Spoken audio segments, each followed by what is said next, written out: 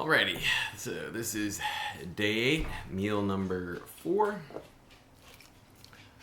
Time to take some pills.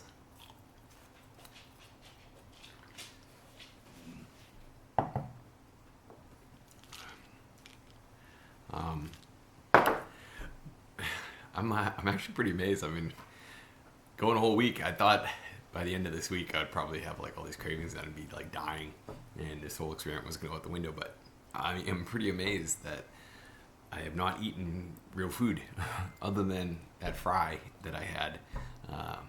I tried one fry and I got ferociously hungry after I tried the fry, which is funny.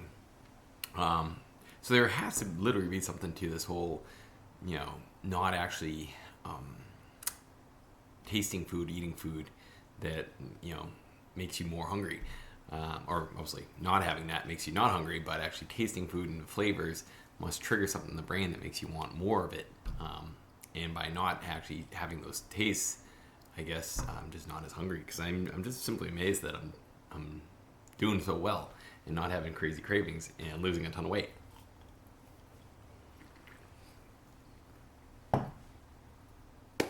What's also interesting is I was doing a bunch of research today. I already currently have 2 patents, 2 pending on the pricing algorithm stuff.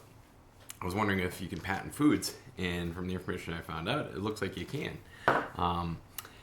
It has to be a new combination, it has to be novel, it has to have usefulness. Now, in this case, this is a completely new food delivery system. The concept of expanding in your stomach, the fact that it's not actually tasting the food, and the combination, obviously, and you're losing weight. So, in the sense of, is it novel? Yes. No one's taking 240, 300 pills a day. How it gets results in the sense that you lose weight makes it useful, and the fact it has novelty in the sense that this is definitely a new, interesting way that seems to actually work. So,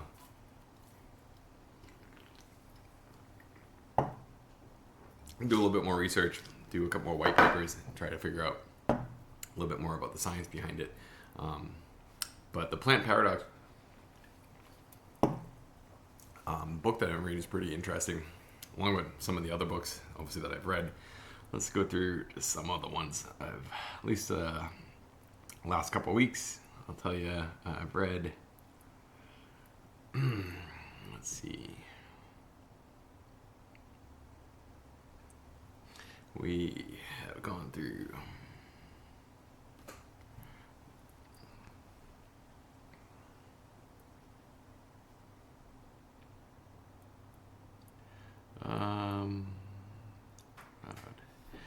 so The Plant Paradox, Fast Metabolism by Haley Pomeroy, All Day Fat Burning Diet by Yuri Elkaim, Always Hungry, which is David Ludwig. Those were they basically the articles I just banged out in the last, I think, 2 weeks, or books I banged out in the last 2 weeks, including Eat, Drink, and Be Happy, Dr. Walter C. Willett, MD, How Not to Die by Gene Stone and Michael Greger, MD. So those were at least the ones I've kind of banged out in the last month. Between having Audible and being able to listen in the car, or now going on walks or going to the gym, I can crush books, which is pretty cool.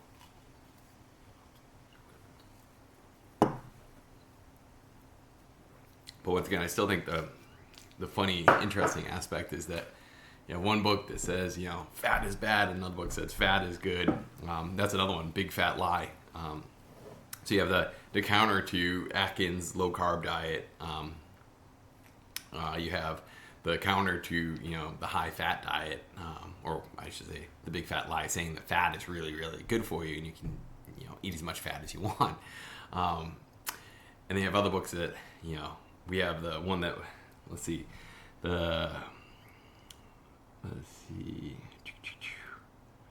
How Not to Die and Eat, Drink, and Be Healthy are 2 books that are all about like plant-based diet and talk about all the different plants you can have, which are really healthy for you.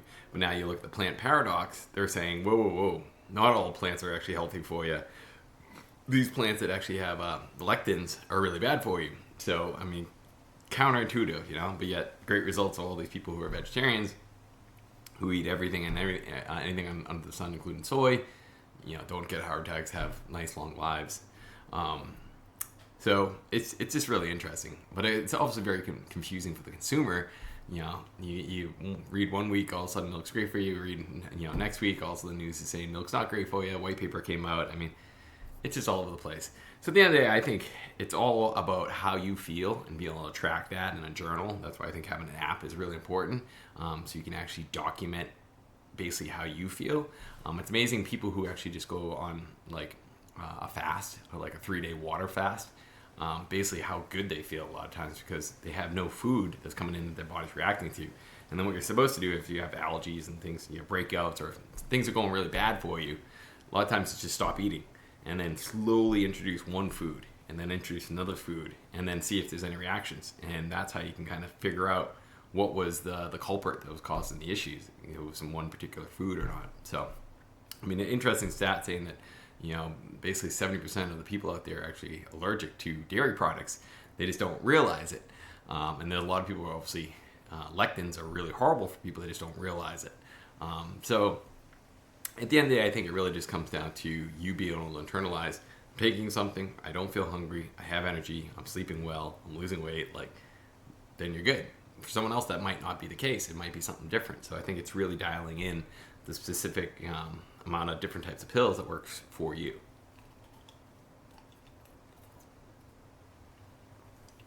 Mm-hmm.